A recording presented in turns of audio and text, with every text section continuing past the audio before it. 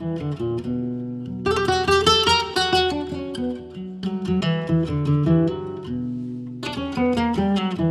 today we are going refined sugar-free for this super easy caramel banana mousse tart. These little desserts are ready in just about an hour, so if you are in the mood for a quick, no-bake, super delicious, and slightly healthier dessert option, this one is for you.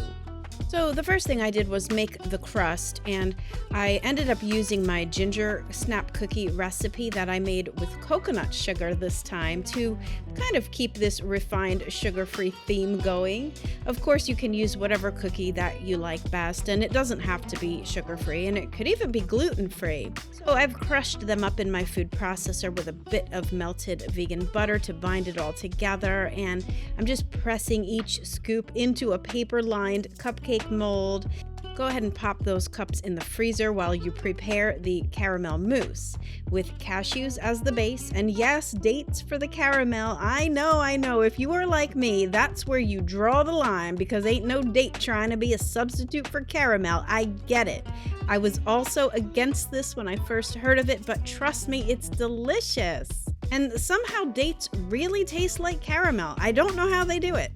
So for those of you who are still with me, I've also added plant milk, vanilla extract, a pinch of salt, and some nut butter, but I do prefer tahini here, but you can use whatever you like the best. So just set that aside, because first we have to add some ganache into the bottom of each tart, and I'm using an 85% bittersweet chocolate here.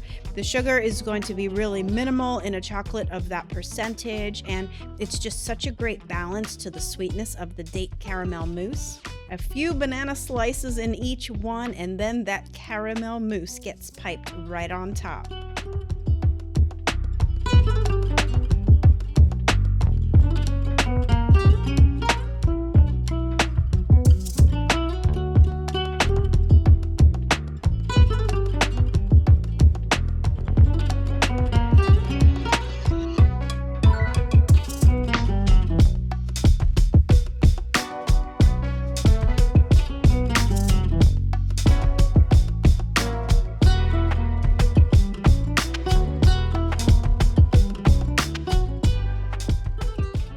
Go ahead and refrigerate them until they're completely firm, and that is it.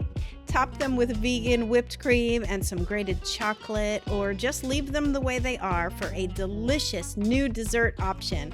I really hope you're going to want to try these, so go ahead and grab the recipe at Gretchen'sVeganBakery.com. And until next time, happy vegan baking. Bye for now.